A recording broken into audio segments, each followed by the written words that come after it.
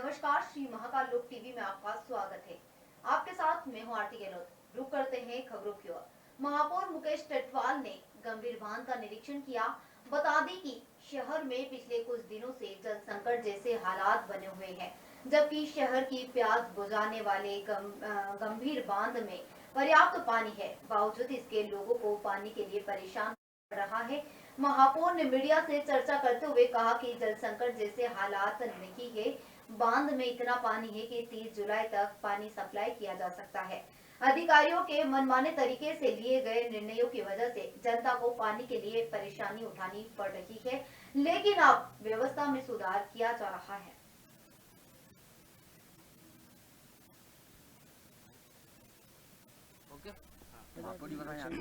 गंभीर निरीक्षण क्या स्थिति देखी आपने? आज हम सब लोग आप लोगों के साथ हमारे उज्जैन के गंभीर डैम पर आए हैं और बाबा महाकाल की असीम कृपा से आज भी हमारे पास 30 जुलाई तक का हमारे पास पानी है, जो चैनल कटिंग के माध्यम से लाकर के हम उज्जैन के शहरवासियों को दे सकते हैं। लेकिन विगत हमने देखा कि दिसंबर के बाद से हमारे उज्जैन में पेयजल समस्या को लेकर के काफ़ी दिक्कतों का सामना करना पड़ा। इसके पीछे मुख्य कारण है हमारे जो इसका मैनेजमेंट है और अधिकारियों की लापरवाही, और जो समय समय पर इन्होंने परिवर्तन किया है। और ये मुझे बताते हुए बेहद खेद भी है कि मैं उज्जैन नगर का महापौर हूँ। उज्जैन शहर की जनता ने मुझे निर्वाचित किया है और उज्जैन की जनता की सेवा करने का दायित्व तो हमारा है। लेकिन आज भी पीएचई के जो निर्णय हुए हैं, चुनाव की आचार संहिता का बहाना हो या और कोई भी बहाना हो, उसके कारण मुझे अवगत तक भी नहीं कराया गया। इसका मैंने समय समय पर खेद भी प्रकट किया है। लेकिन हमारे सबका दायित्व है और बाबा महाकाल की असीम कृपा है, और हमारा उज्जैन के माननीय मुख्यमंत्री जी हैं, उनका भी दायित्व है कि हमारे उज्जैन के सारे शहरवासियों को सभी प्रकार की सुविधाएं मिले। तो हम सभी अधिकारियों को निर्देश दिए हैं, चैनल कटिंग के माध्यम से पानी को एकत्रित करके किया जाएगा। समय समय पर निश्चित कोई हमारे विद्युत मंडल के कारण भी दिक्कत आई, जो लाइट की सप्लाई पूर्ति नहीं होने के कारण भी समय पर हुआ।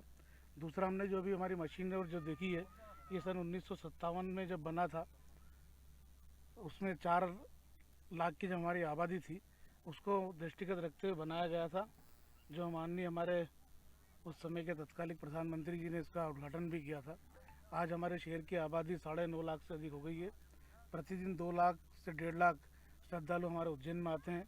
लेकिन बाबा महाकाल की कृपा से हम सब उन लोगों की सारी सेवाएं हम कर रहे हैं, और निश्चित रूप से समय पर बाबा महाकाल की कृपा से बारिश भी होगी, यह डैम भी हमारा पूरा भराएगा, और जो सारी कमियां उन सबको हम जल्दी से दूर करेंगे। तो पर्याप्त पानी होने के बाद भी जनता को पानी नहीं मिल पा रहा, अभी इसके पीछे क्या कारण है? मैंने यही बताया ना कि जो निर्णय इन्होंने लिए हैं, जो चुनी हुई परिषद से हमसे नहीं पूछा गया, हमारी कोई इसमें राय नहीं ली गई, और जो प्रभार निर्णय जो करते हैं, मेरा फिर कहना है कि जिसको जो दायित्व मिला है उसको काम करने दीजिए, तो निश्चित वो सारी व्यवस्थाएं ठीक चलेगी। आप कोई अधिकारी लापरवाही करता है तो किस प्रकार कार्रवाई कीजिए? जो हमको नगर निगम एक्ट के माध्यम से जो शक्तियाँ प्राप्त है, उन सारी शक्तियों का हम प्रयोग करने वाले हैं, और जनता को किसी प्रकार की तकलीफ नहीं हो, उसके लिए हमको जो भी करना पड़ेगा निश्चित रूप से करेंगे।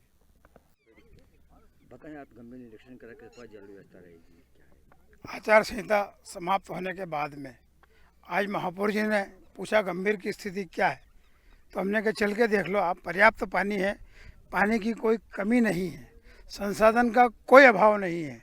तो आज अब हमने माननीय महापौर जी के साथ में पूरे गंभीर डैम का निरीक्षण किया है। जो मिट्टी की खुदाई जो हो रही है वो भी हमने देखी है। हमारे पीएचई विभाग के द्वारा जो चैनल कटिंग का काम किया जा रहा है वो भी आज निरंतर जारी है, और शहर के अंदर किसी तरह का कोई पानी की कमी को लेकर कहीं कोई भाव नहीं है। आपके माध्यम से मैं शहर की जनता को ये कहना चाहता हूँ कि पर्याप्त पानी है, लेकिन आचार संहिता की आड़ में मनमाने तरीके से निर्णय लेकर जनता को जल कष्ट की ओर धकेला। और वहीं दूसरी हम देखें कि इसमें बराबरी का मध्य प्रदेश विद्युत मंडल, इसके द्वारा भी जो समय समय पर जनता को परेशान किया जा रहा है, इधर सप्लाई का टाइम होता है और लाइट चली जाती है, जनता में इसके प्रति भी गहरी नाराज़गी है। तो इन सारी बातों को महापौर जी को अवगत कराया है।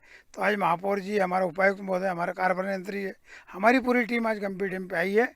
और आपके माध्यम से मैं कहना चाहता हूँ कि गंभीर में किसी तरह की कोई पानी की कमी नहीं है, पर्याप्त पानी है।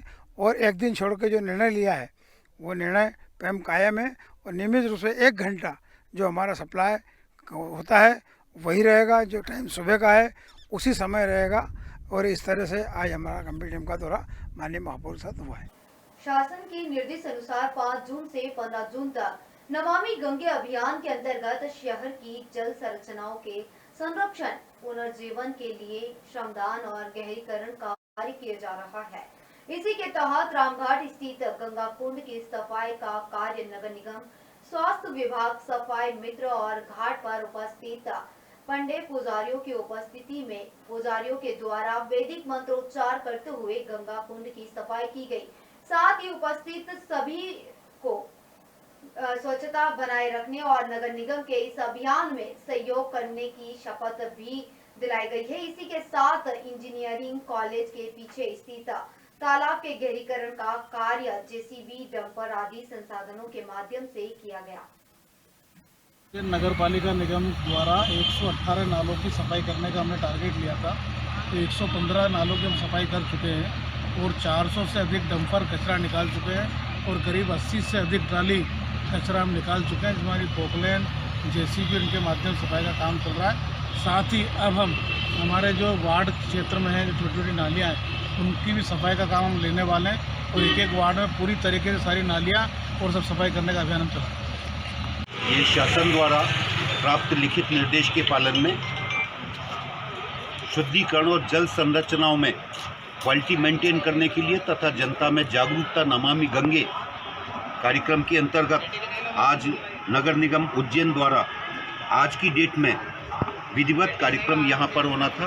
रामघाट गंगा कुंड, जिसका पौराणिक, ऐतिहासिक और धार्मिक महत्व है, इसमें जन भागीदारी जोड़ते हुए हमारे स्वास्थ्य विभाग के एचओ साहब व्यास जी, पाटिल जी, वर्कशॉप से उमेश जी हमारे सफाई में, और साथ में पंडा, पुजारी, पुरोहित समिति के माननीय सदस्यों द्वारा वैदिक रूप से मंत्रोच्चार कर प्रारंभ किया गया एवं सफाई की गई तथा सीढ़ियों की ब्रश द्वारा क्लीनिंग की गई, जिससे जनता में अच्छा मैसेज गया।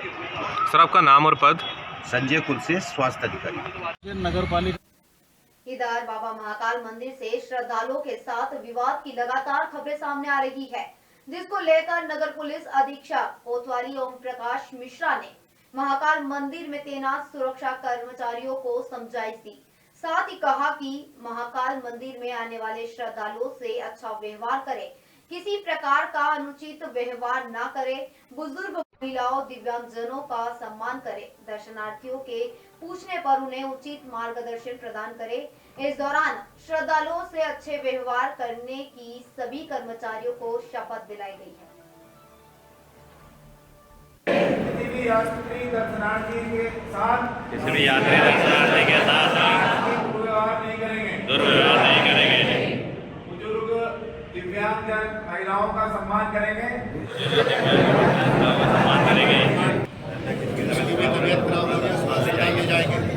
जय श्री महाकाल।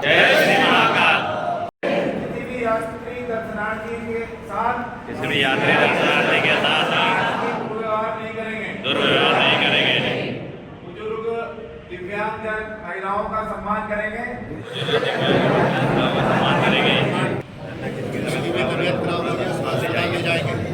जय श्री महाकाल।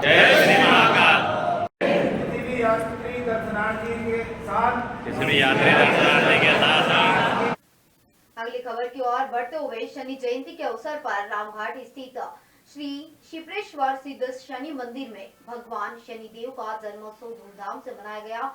मंदिर पर सुबह से ही दर्शन करने आने वाले श्रद्धालुओं का तांता लगा रहा था। वहीं हर रोज हजारों की संख्या में मंदिर पर दर्शन करने के लिए श्रद्धालु आते हैं, इसलिए इस मंदिर की खासी मान्यता है। मंदिर के पुजारी जोशी और योगी बाबा बम नाथ गब्बर बाबा ने बताया है कि सामाजिक कल्याण समिति द्वारा प्रतिवर्ष अनुसार इस वर्ष भी भगवान श्री शनिदेव के जन्मोत्सव पर तेल से रुद्राभिषेक पूजन किया। साथ ही साधु संतों द्वारा शिप्रा मां का पूजन अभिषेक कर महाआरती की गई। भजन संध्या और भंडारे का आयोजन भी किया गया है।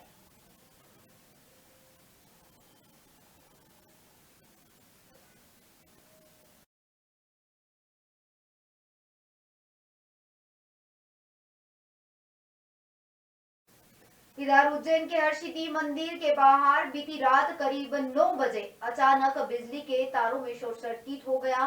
लगभग 15 मिनट तक चिंगारी निकलती रही। यह चिंगारी इतनी भयावह थी कि ऐसा लग रहा था कि मानो कोई आतिशबाजी हो रही हो। पहले खंबे पर लगे तारों में यह शॉर्ट सर्किट होता रहा और बाद में मंदिर के बाहर रखी 2 बाइक के पास स्पार्किंग होती रही, जिसके बाद बाइक में आग लग गई है। सूचना मिलते ही मौके पर पहुंची दमकल ने आग पर काबू पा लिया। गनीमत ये रही है कि इस दौरान कोई जनहानि नहीं हुई है।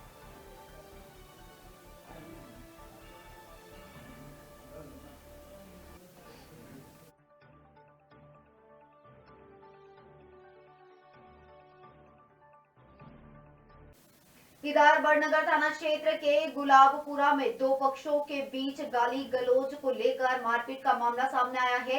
देखते ही देखते विवाद मारपीट में बदल गया और दोनों ही पक्षों के आधा दर्जन लोग घायल हुए हैं, जिन्हें उपचार के लिए उज्जैन जिला अस्पताल में भर्ती करवाया गया। वही मामले में बड़नगर थाना पुलिस जांच कर रही है। इनसे कोई पुराना कोई ताल्लुक नहीं, कोई लड़ाई झगड़ा नहीं पुराना।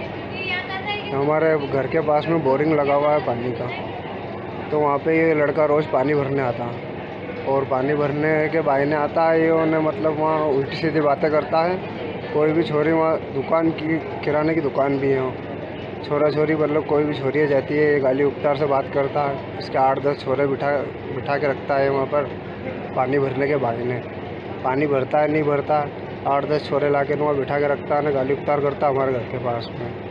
ये बीड़ी सिगरेट इन्हें फूकता है, तो हमने इसको 2-4 बार समझा दिया कि भाई तू यहाँ आए, ढंग से बैठ, आ, बीड़ी सिगरेट तेरे को जो पीना है पी, गाली उपचार मत कर, हमारा घर पास में ही। हमारी बहन बेटी बाहर घूमे, दुकानों पे सामान लेने जा, तू बाजार के न बाहर के न 8-10 छोरे लेके यहाँ बैठा रहे। तो हमने इस बात पे इसको समझाया, तो इसके बाद समझ में नहीं, इसने हमारी बात का गलत तरीका समझा और इन्हें 8-10 छोरे बुला के न मेरे ऊपर हमला करा कल रात। कहाँ पर हुआ विवाद? ये गुलाबपुरा में, बड़नगर जिला उज्जैन गुलाबपुरा में। क्या नाम है आपका? मुजफ्फर खान। कहाँ पर रिपोर्ट लिखाई?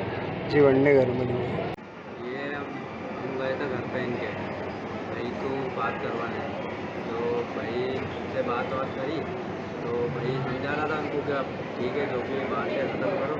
तो ये 2 ही भाई आया अंदर से पाइप और लट लेके, और सबसे पहला तो पैरों में घुमाया है, उसके बाद फिर सिर में दी यहाँ पे। सिर में मारने के बाद फिर मैं इधर भगते वक्त मेरा गल तरफ आया था, घर तरफ से फिर भाई आया, ये भाई आ रहा था ध्यान, तो इसके भी सिर में पाइप मार दी पीछे से।